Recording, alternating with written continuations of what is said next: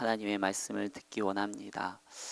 전하는 자나 듣는 자나 이 시간 소포되어지는 말씀을 우리가 귀담아 듣게 하시고 정말 이 말씀대로 우리가 이 땅을 살아갈 수 있는 힘과 능력을 더하여 주옵소서. 우리를 구원하신 예수님의 이름으로 기도합니다. 아멘. 여러분, 매일 우리에게요 86,400원이 주어진다라고 하면 어떻게 하시겠습니까?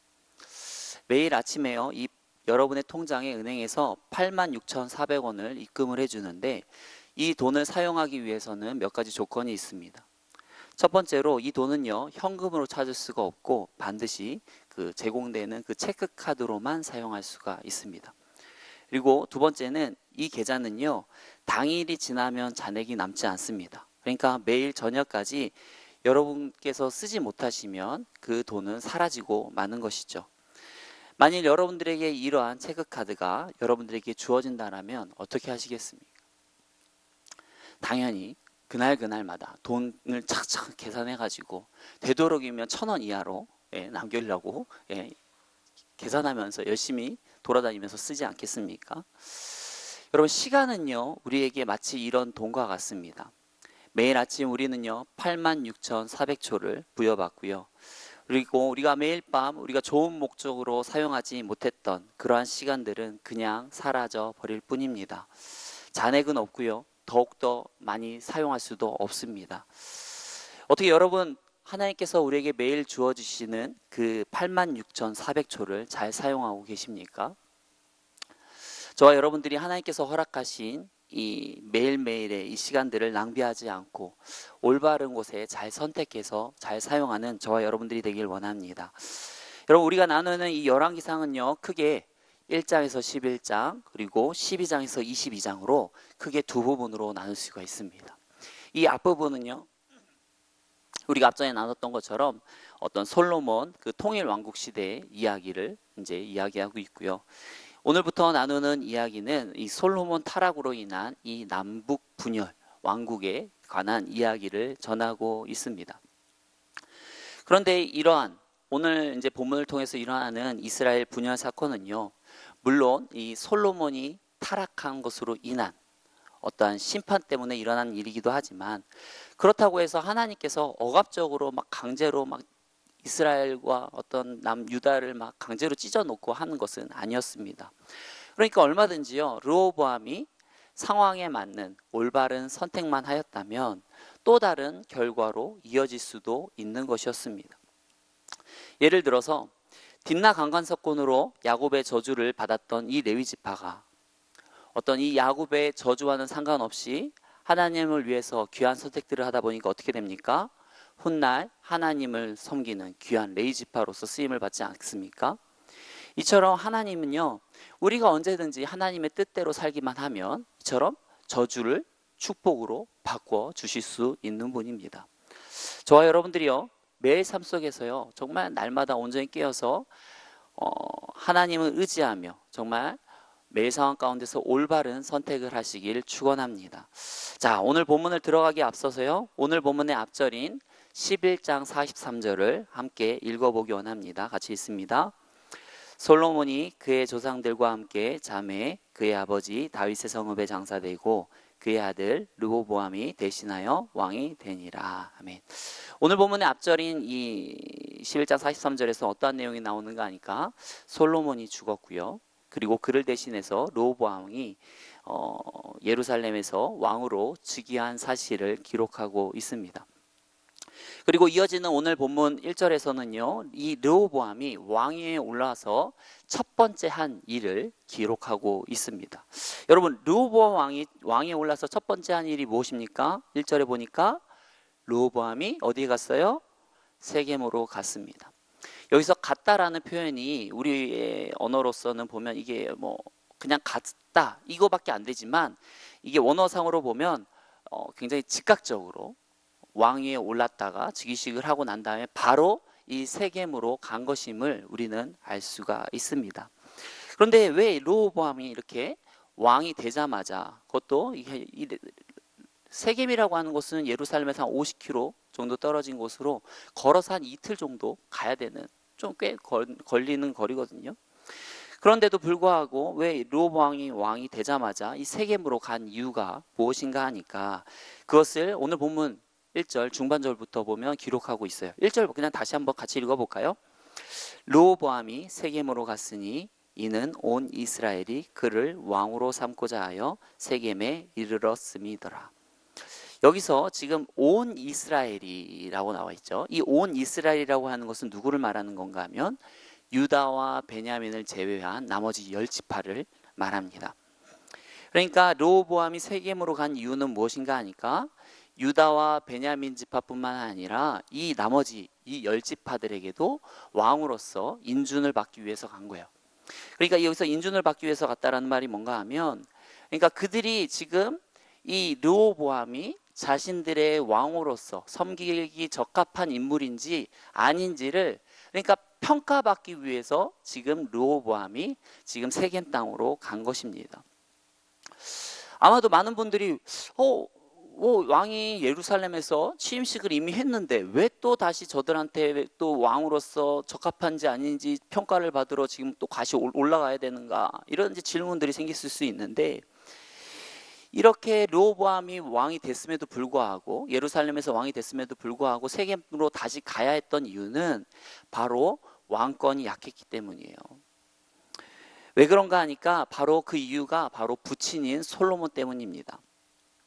솔로몬이요 이 나라를 잘 다스리고 통치했으면 결코 르호보암이 이렇게 할 필요가 없습니다. 여러분 솔로몬이요 처음에 어땠습니까? 하나님의 지혜를 받고요 굉장히 나라를 부국강병하게 잘 다스렸죠. 하지만 훗날엔 어떻게 돼요? 어떤 이 이방 여인들로 인해서 결국에는 어떤 타락하게 됨으로써 하나님의 이제 심판을 받게 되어지는데 이 하나님의 심판으로서 훗날에 어떤 이 솔로몬 말기에 어떤 일이 벌어지는가 하면 주변에 있는 나라들이 계속 이스라엘을 쳐들어오게 되어집니다. 그러면서 이스라엘이 굉장히 어떤 그런 것들이 약해져요. 나라가 굉장히 약해집니다. 여러분 나라가 잘 돌아갈 때는 웬만한 문제도 문제가 아닌 거예요. 그런데 나라가 지금 굉장히 어렵고 특히나 어떤 국경지대에 사는 사람들은 얼마나 더 가슴을 졸이면서 살아갔겠습니까? 그러다 보니까 이렇게 어떤 불안한 가운데서 살아가다 보니까 자꾸만 어떤 문제 아닌 것들도 문제가 되어지고 특히나 과거 이전에 이스라엘이라고 하는 나라는 어떤 나라입니까? 원래 하나의 나라가 아니라 두 개의 나라잖아요. 이런 이제 그 다름이 이제 더 분명하게 드러나고 있었던 거예요. 과거에 어떤 사건이 있었습니까? 사사시대 때도 보면 이스라엘 지파에 의해서 베냐민 지파가 거의 멸절될 뻔한 어떤 그런 사건들이 있기도 했었죠. 또한 다윗 왕 때도 어때요? 사울 왕에 이어서 왕이 되었지만 온 이스라엘의 왕이 된 게 아니고 누구의 왕이 됩니까? 먼저 유다의 왕이 되었다가 그리고 7년 후에야 온 이스라엘의 왕이 되지 않습니까? 원래 이렇게 다윗과 솔로몬이 잘 통치할 때는 이런 어떤 원래 두 나라였고 이런 것들이 전혀 문제가 안 돼요. 근데 어떻습니까? 이 나라가 어렵고 나라가 잘 안 돌아가다 보니까 결국 이런 것들이 이제 문제가 이제 드러나기 시작하는 겁니다. 사실 르호보암 입장에서는요, 내가 왕이 되었단 말이죠. 그리고 내가 그냥 된 게 아니고 내 아버지가 솔로몬이어서 자연스럽게 된 건데 그럼에도 불구하고 내가 또 다시 왕으로서 평가를 받기 위해서 저기 세겜 땅까지 그것도 이틀이나 걸어서 가야 된다? 이런 것 자체가 사실은 르호보암이 굉장히 어떤 자존심이 상하는 일이었을 것입니다. 왜냐하면 어떤 그 선조 왕들이 그들 누구도 이러한 일을 한 적이 없어요. 다윗도요 이 다른 나라 온 이스라엘의 왕이 될 때 어떻게 했냐면 온 이스라엘이 헤스본에 같이 와서 다윗이 있는 헤스본에 와서 왕의 임직을 했던 것이지 다윗이 갖지 않았습니다. 또한 솔로몬도 그냥 한번 왕이 됐으면 끝이었던 거지 굳이 막 이렇게 어디 또 가고 막 이러지 않았어요. 그런데 나는 왜 이래야 되는가 하면서 내가 왕인데 하면서 얼마든지 기분이 나쁠 수도 있었죠. 또한 르호보암의 마음을 불편하게 하는 것이 무엇이었는가 하면 이렇게 자신을 어떤 왕으로서 적합한지 아닌지를 평가하는 그 인물, 즉 북이스라엘의 대표가 누구인가가 중요한데 그 인물 때문에 사실 좀 더 불편했어요. 그가 누구인가 하면 오늘 보면 2절 3절에 보면 나오는 여로보암입니다. 이 여로보암이라니 이 바로 나를 어떤 왕으로서 적합한지 아닌지 평가한다는 것 자체가 굉장히 이 르호보암을 불편하게 만드는 거였어요. 왜 그런가 하면 이 여로보암이 어떠한 인물인가 하니까 솔로몬이 타락하자 하나님께서 말씀하시죠. 어떠한 말씀을 합니까? 너의 나라를 2개로 쪼개서 나머지 10개의 나라를 신하에게 주겠다라고 말을 하죠. 그리고 그것을요 이 아이야 선지자들을 통해서 여로보암에게 미리 예언을 하십니다. 그러면 이 여로보암이 이 하나님의 선지자를 통해서 이러한 이야기를 들었으면 하나님의 때에 그러한 일이 이루어질 줄 알고 좀 그 하나님의 때를 지긋하게 좀 기다리는 것이 필요한데 그러지 않았어요. 그러다가 괜히 반역 일으켜가지고 이 솔로몬에 의해서 쫓겨나게 됩니다. 그런데 그랬던 인물이 갑자기 솔로몬이 죽자 자기 앞에 나타나서 자기를 평가하는 인물로 나타난다. 이것 자체가 굉장히 또 자존심이 살만한 일이죠. 그리고 그러한 인물을 북이스라엘의 대표로 그 북이스라엘 어떤 장로들이 그렇게 선출했다라는 것은 또한 무엇을 의미하는 거겠어요? 이렇게 평가를 했는데 르호보암이 별로다. 그러면 얼마든지 바로 이 여로보암을 우리의 왕으로 세우겠다 하는 그러한 모습을 보여주는 것이기도 합니다. 여러모로 이런 모든 것들이 어떤 르호보암 입장에서 보면 굉장히 어떤 르호보암의 마음을 상하게 하는 일들이죠. 그런데 어떻습니까? 우리가 어떠한 일을 해야 될 때 자꾸 이런 어떤 상한 마음, 온전치 못한 마음을 가지고 가다 보면 어떻게 합니까? 이러한 온전치 못한 마음으로 인해서, 상한 마음으로 인해서 일을 그르치는 경우들이 많죠. 그렇기 때문에 르호보암이 이러한 일들을 잘 하기 위해서는 세겜으로 간 것만이 중요한 게 아니고 얼른 이러한 어떤 불편한 마음들, 이러한 것들, 상처와 같은 이러한 것들을 빨리 지워버리는 것이 굉장히 중요했습니다. 사실 이 북쪽에 있는 이 10지파 역시도요, 이때까지만 해도 르호보암을 어떤 거역하고 어떤 이렇게 새로운 나라를 세우려고 하는 마음은 없었습니다. 왜냐하면 이미 이들도요, 다윗과 솔로몬을 통해서 어떤 훌륭한 어떤 번영한 그러한 나라들을 워낙에 잘 보냈었기 때문에 어떤 이렇게 쉽사리 그렇게 어떤 막 나라를 갑자기 분리하고 막 이러한 생각은 없었던 거예요. 그러다 보니까 이 여로보암을 대표로 한 이 북이스라엘들이요, 이 세겜에서 르호보암에게 요구한 조건은 단순했습니다. 4절 말씀 우리 한번 같이 한번 읽어보겠습니다. 왕의 아버지가 우리의 멍에를 무겁게 하였으나 왕은 이제 왕의 아버지가 우리에게 시킨 고역과 매운 무거운 멍에를 가볍게 하소서. 그러하시면 우리가 왕을 섬기겠나이다. 지금 여기 보면 왕의 아버지가 솔로몬이죠. 솔로몬이 우리의 멍에를 무겁게 하였다라고 하는데, 여기서 무겁게 하였다라는 것이 무엇인가 하면 단순히 그냥 무거웠다, 힘들었다 정도가 아니에요. 여기서 무거웠다라는 표현이 언제 또 동일한 단어가 쓰여지는가 하면 바로 애굽에서 노예 생활을 할 때 그 출애굽기에 쓰여졌던 단어가 이 무겁게 하다라는 단어예요. 그러니까 애굽에서 이들이 그 애굽인들의 채찍질을 맞아가면서 얼마나 그 고된 노역을 했었습니까? 그런 고된 노역을 했을 때 썼던 단어가 바로 이 무겁게 하였다라는 거예요. 그런데 그것을 솔로몬에게 했다라는 것이죠. 근데 이게 지금 이들이 과장해서 말하는 게 아닙니다. 솔로몬이 어떻게 했습니까? 이 솔로몬의 인생, 그 통치 한 40년의 인생 전반이요, 계속 뭔가를 건축하는 일이었어요.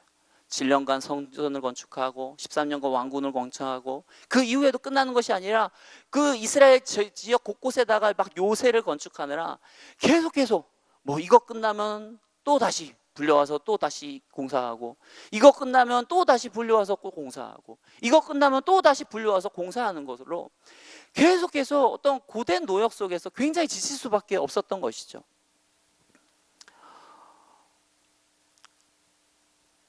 그러니까 단순히 이 북이스라엘 대표를 통해서 뭘 말하는가 하면 이런 이제 노역 좀 줄여달라, 좀 세금 좀 더 적게 내게 해주고 이런 좀 너무 어려운 무거운 노역들만 줄여주면 우리가 당신 섬기겠다라고 말하는 거예요. 얼마든지 들어줄 수 있는 내용 아닙니까?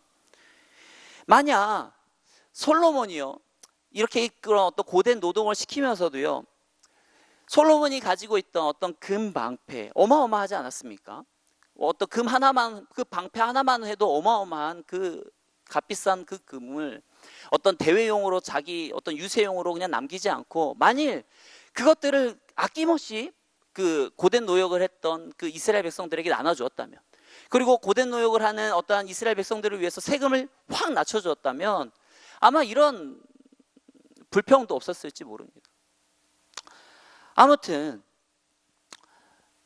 백성들은 지금 참다가 힘든 노역으로 인해서 어떻게 해요? 지금 이제 견디다 못해서 지금 터진 것입니다. 르호보암은요, 어떤 이 왕으로서 지금 이제 첫 번째 시험 도마에 오른 것입니다. 르호보암이요, 이를 위해서요, 이제 3일간 이제 시간을 달라 하고 이제 그들을 돌려보냅니다. 그리고 이 3일의 시간을 번 르호보암은요, 두 그룹에게 가서 의견을 구합니다. 6절 말씀 우리 한번 같이 한번 읽어봅니다. 르호보암 왕이 그의 아버지 솔로몬의 생전에 그 앞에 모셨던 노인들과 의논하여 이르되 너희는 어떻게 충고하여 이 백성에게 대답하게 하겠느냐. 아멘. 르호보암이 첫 번째로 찾아갔던 인물은 누구인가 하면 솔로몬 시대부터 솔로몬은 섬기던 그 지혜로운 원로들이었습니다. 이 원로들이 뭐라고 말하는가 하니까 7절에 대답 같이 있습니다. 대답하여 이르되 왕일 만일 오늘 이 백성을 섬기는 자가 되어 그들을 섬기고 좋은 말로 대답하여 이르시면 그들이 영원히 왕의 종이 되리이다 하나. 여기서 보면 중요한 단어가 무엇인가 하면 좋은 말이에요. 여기서 이 좋은 말이 원어로 보면 어떠한 단어인가 하니까 토부입니다. 혹시 이 토부라는 단어 들어보지 않았습니까? 이 토부가 무엇인가 하면 하나님의 선하심과 인자심이 영원하리로다 할 때 이 하나님의 선하심, 이 선하다라는 단어가 토부예요. 또 창세기 1장에서도 쓰입니다. 창조 때.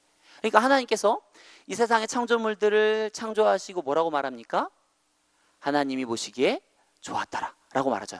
이때 이 좋았더라라는 단어가 토부입니다.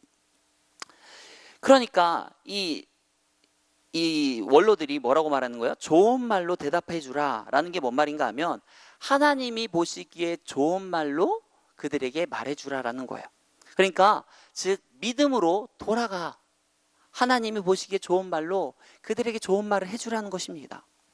그러니까 솔로몬은 그 당시 원로들은요, 하나님이 보시기 좋은 말로 정말 하나님이 보시기에 선한 아름다운 정치를 하십시오.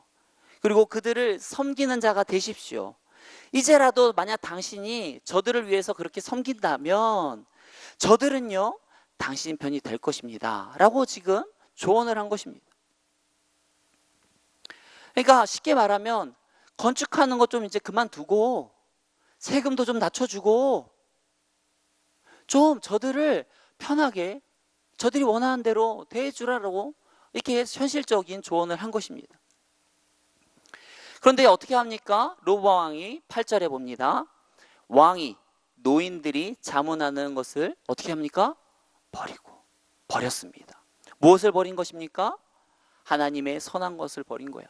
토부를 버린 거예요. 하나님이 보시기에 좋았더라라는 그러한 어떤 것들을 버린 것입니다. 그리고 그렇게 하나님께서 좋은 말들, 어떤 선한 것들을 버리고 어떻게 합니까?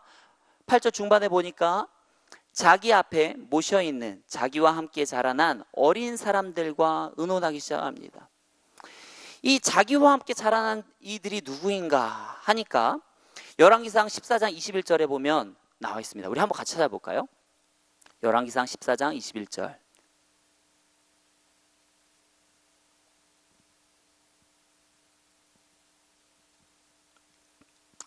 우리 같이 있습니다. 솔로몬의 아들 르호보암은 유다 왕이 되었으니 르호보암이 왕위에 오를 때에 나이가 41세라. 여호와께서 자기 이름을 두시려고 이스라엘 모든 지파 가운데에서 택하신 성읍 예루살렘에서 17년 동안 다스리니라. 그의 어머니의 이름은 나아마요 암몬 사람이더라. 여러분 여기서 보면 지금 르호보암의 어머니가 나오고 있어요. 어머니의 이름이 누구죠? 나아마. 그리고 그 어머니의 출신이 중요합니다. 누굽니까? 어디 출신이에요? 암몬 사람입니다. 여러분 암몬 사람이 어떤 사람입니까? 우리가 앞서 나눴던 밀곰을 섬기던 자예요. 밀곰이 뭐였어요? 앞서 말했던 앞서 어떤 다른 성경에 나오는 몰렉, 즉 자신의 사랑하는 자녀를 어떤 이 우상에게 바쳤던 그 신, 살아있는 아이를 바쳤던 바치게 했던 그 신이 바로 이 몰렉 신입니다. 이 암몬 사람이 나아만은요, 이스라엘에 왔지만 그동안 섬기던, 너무나도 잘 섬기던 이 몰렉 신을 그대로 가지고 와서 섬겼습니다. 그러니까 어려서부터 이 어머니는요, 이 르호보암을 어떻게 해요? 암몬식으로 밀곰을 섬기도록 교육하였을 것입니다. 그러니까 르호보암이 또한 함께 자라난 인물들은 누구입니까? 당연히 이 사람이 암몬 사람이니까 누구와 함께 자랐겠어요? 암몬 족속들과 함께 자랐겠죠. 또 암몬 족속의 형제 족속이 또 누구입니까? 모압이니까 또 모압의 어떠한 그러한 형제들. 그러니까 이 르호보암이 함께 자라난 인물들은 누구인가 하면 이 암몬이 낳은 후궁들, 그리고 모압이 낳은 후궁들, 그러한 이들이 함께 했던 것입니다.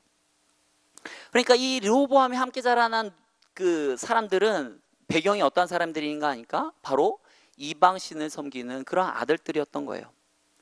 자, 이 르호보암이요, 이방신을 섬기는 자들과 의논하기 시작합니다. 자, 9절의 말씀입니다. 이르되 너희는 어떻게 자문하여 이 백성에게 대답하게 하겠느냐? 백성이 내게 말하기를 왕의 아버지가 우리에게 매운 멍에를 가볍게 하라 하였느니라. 이렇게 그 솔로몬의 그 원로들이 조언했던 내용을 전합니다. 그러자 10절에 이들이 이렇게 말합니다. 같이 있습니다. 함께 자라난 소년들이 왕께 아뢰어 이르되 이 백성들이 왕께 아뢰기를 왕의 부친이 우리의 멍에를 무겁게 하였으나 왕은 우리를 위하여 가볍게 하라 하였은즉 왕은 대답하기를 내 새끼 손가락이 내 아버지의 허리보다 굵으니라고 말하라고 합니다. 여러분, 이들이 어떠한 사람들인가 하면 오늘날로 말하면 재벌 2세예요. 금수저입니다. 그러니까 솔로몬의 후광을 입고서 어렸을 때부터 왕자예요. 맞죠? 왕자죠. 그러다 보니까 누가 이들을 함부로 대할 수가 있었겠습니까? 그러다 보니까 이들은요, 뭐 무서울 게 없습니다. 뭐라고 말하라고 합니까? 내 새끼 손가락이 솔로몬의 허리보다 두껍다. 즉 뭐냐면 나의 연약한 이 부분도 아버지의 강성한 이 부분보다 내가 더 세다. 내가 더 훨씬 아버지보다 더 뛰어나다. 이렇게 지금 말하고 있는 거예요. 여러분, 이것이 사실 이거 아첨인 거거든요. 말도 안 되는 이야기를 지금 하고 있는 겁니다. 그런데 이 르호보암은 어떠한 마음이 있었을까요? 지금 이게 막 별로 좋지 않잖아요. 사실 자신의 상황이 지금 세계무로까지 왕인데도 불구하고 막 평가를 받기 위해서 막 이렇게 세계까지 와야 되고, 막 자기도 얼마든지 뭐 아버지처럼 뭐 할아버지처럼 얼마든지 잘할 수 있다고 생각을 할지 모르는데 계속 그런 어떤 아버지, 할아버지 막 꼬리표가 따라오고 그러하는데 이 친구들이 내 새끼 손가락보다 아버지 손가락이 내 새끼 손가락이 아버지 허리보다 더 두껍다고 말하니까 얼마나 막 좀 뿌듯하겠어요. 맞죠? 뿌듯하겠죠. 아마 이 르호보암은 이러한 이야기를 듣자 좀 우쭐했을 것입니다. 그치? 내가 좀 아버지보다 더 뛰어난 모습들이 있지 하는 어떤 이런 우쭐하는 모습들이 있었을 것입니다. 그리고 11절에 계속해서 이렇게 말합니다. 내 아버지께서 너희에게 무거운 멍에를 매게 하였으나 이제 나는 너희의 멍에를 더욱 무겁게 할지라. 내 아버지는 채찍으로 너희를 징계하였으나 나는 정갈 채찍으로 너희를 징계하리라 하소서. 여러분, 지금 솔로몬 때 이미요 채찍질이 너무 가혹해서 지금 이스라엘 백성들은 이 채찍으로 인해서 피가 철철 흐르고 있는 상황입니다. 이것만으로도 너무 괴로운 거예요. 그러다 보니까 어떻게 해요? 우리의 부역 좀 내려주고 세금 좀 낮춰주세요 라고 지금 요구하고 있는 거죠. 그런데 지금 이들이 어때요? 무서울 게 없잖아요. 그러면서 어떻게 말합니까? 채찍이 아니라 정갈 채찍. 그 당시에 이건 완전 특수한 채찍입니다. 그러니까 그냥 채찍으로도 아픈데 그보다 더 특수한 채찍으로 내가 너희를 더 혹독하게, 더 괴롭도록 너희를 다스리겠다. 이렇게 말하라고 하는 거예요. 여러분, 왜 이들은요 이렇게 무서울 게 없이 막 이렇게 나가는 걸까요? 이들이 어떤 특징인지가 되게 중요합니다. 왜 그런가 하면 이들이요 바로 이방신을 섬기는 자들이기 때문에 그래요. 여러분, 이방신을 섬긴다라는 게 무엇인가 하면, 여러분, 우리 이방신을 섬기는 자들 가운데 내가 어떤 이 이방신을 위해서, 이 우상을 위해서 내가 나의 삶을 당신께 드리겠습니다, 뭐 당신을 위해서 내 목숨을 드리겠습니다, 이러한 인물들 없습니다. 왜냐하면 우상을 섬긴다는 이유가 무엇인가 하면 이 어떤 우상의 뜻을 위해서 살아가는 게 아니라 내 뜻을 위해서, 내가 더 돈을 많이 벌고 내가 더욱더 성공하고 내가 어떤 더 권세를 누리기 위해서 마음대로 좌우지하기 위해서 이 우상을 따르고 섬기는 것이지, 결코 이 우상을 위해서 섬기는 거가 아니죠. 그러다 보니까 이들은요, 결코 뭐 누구를 위해서 뭐 섬기는 삶을 살 필요가 없습니다. 그냥 오로지 나를 위한 삶을 살 뿐입니다. 그러다 보니 결국 어떻게 합니까? 이러한 말을 전했더니 16절에 우리 같이 한번 있습니다. 온 이스라엘이 자기들의 말을 왕이 듣지 아니함을 보고 왕에게 대답하여 이르되 우리가 다윗과 무슨 관계가 있느냐? 이새의 아들들에게서 받을 유산이 없도다. 이스라엘아, 너희의 장막으로 돌아가라. 다윗이여, 이제 너는 내 집이나 돌아보라 하고 이스라엘이 그 장막으로 돌아가니라. 여러분, 못난 자식이요, 집안 전체를 욕먹게 한다고요. 지금 어리석은 르호보암 때문에 어떤 위대했던 다윗, 솔로몬까지도 욕을 먹게 하는 어떠한 그러한 지경에까지 이릅니다. 그리고 결국은 이러한 어떠한 잘못된 판단으로 인해서 어떻게 됩니까? 이스라엘이 두 나라로 쪼개지고 맙니다. 오늘 본문을 통해서 하나님은요, 우리에게 이러한 질문을 합니다. 너는 너의 유익을 위해서 살겠니? 아니면 하나님의 말씀대로 살기를 원하니? 또한 너는 남을 섬기기 위한 인생을 살기 원하니? 아니면 다른 사람을 짓밟고 억누르는 그러한 인생을 살기 원하니? 너는 하나님의 은혜대로 화합하는 삶을 살기 원하니? 아니면 다른 사람을 평가하고 깔아뭉개는 그러한 인생을 살기 원하니? 여러분은 어떠한 인생을 살기 원합니까? 당연히 우리는 정답을 알고 있어요. 그래요, 맞아요. 나의 유익대로 살면 안 되죠. 하나님 말씀대로 살아야 되고요. 어떤 다른 사람들을 짓밟고 억누르는 삶보다는 다른 사람들을 섬기는 어떤 삶을 살아야 되고요. 또한 다른 사람들을 평가하고 깔보고 무시하고 하는 그런 인생보다는 다른 사람들과 어떻게 해서든 화합하고 하나 되는 그러한 인생을 살아야 되죠. 우리가 너무나도 이러한 정답은 압니다. 하지만 우리의 인생에서 어떻게 합니까? 아는 정답대로 살아내지 못하는 경우가 많죠. 왜냐하면 내가 먼저 섬기려면 내가 먼저 머리를 숙여야 되고, 내가 먼저 어떤 이러한 모든 것들이 우리 안에 있는 이 죄된 본성을 거스르기 때문입니다. 우리는 머리로는 압니다. 하나님의 뜻은 이런 것이고 이러한 것이라는 것은 알지만 막상 그렇게 하기 위해서는 어때요? 자존심이 상하고 내 기분이 상하고, 그렇죠. 그러다 보니 머리로는 알지만 어떻게 합니까? 그냥 세상 사람들이 하는 것처럼 그죠? 남을 평가하고 무시하고 짓밟고 하는 그러한, 다른 사람들과 별 볼 일 없이 다르지 않는 그러한 인생들을 살아가는 것이죠. 그렇기 때문에 우리는 이러한 우리의 잘못된 모습들을 회개하고 나아가는 것이 굉장히 중요합니다. 하나님의 뜻으로 정말 우리가 아는 대로, 머리가 아는 대로 정말 하나님의 뜻대로 살려고 하는 처절한 몸부림이 필요한 겁니다. 정말 성령 하나님, 나를 도와주십시오. 나는 이렇게 스스로 높아지려고 하고 나를 자랑하려고 하고 어떻게 해서든 남을 짓밟으려고 하는 게 나의 본성입니다. 주님, 이런 나를 용서해 주시고 내가 하나님을 통해서 들은 하나님의 말씀대로 살 수 있는 힘과 능력을 달라고 기도하며 나아가는 정말 처절한 그 부르짖음이 필요한 것이죠. 오늘날 많은 교회와 가정들이 이러한 어떠한 죄된 본성으로 인해서 처참하게 무너져 있는 모습들이 많습니다. 그러한 교회와 가정들을 위해서 우리는 정말 기도하며 나아가야 됩니다. 주님, 정말 저렇게 나누어져 있는 교회들, 정말 나누어져서 살아가는 저런 가정들 하나님 붙들어 주시고 온전히 하나 되게 하시고 하나님의 이름으로 정말 온전히 섬기며 정말 화합하며 나가게 하여 주시옵소서. 그저 남을 평가하고 지적하고 그러한 모습이 우리에게 있는 것이 아니라 정말 남을 사랑하고 섬기고 나아가는 모습들만이, 예수님의 모습만이 우리 안에 있는 자들이 되게 해달라고 기도하며 나아가는 것이 굉장히 필요할 줄 믿습니다.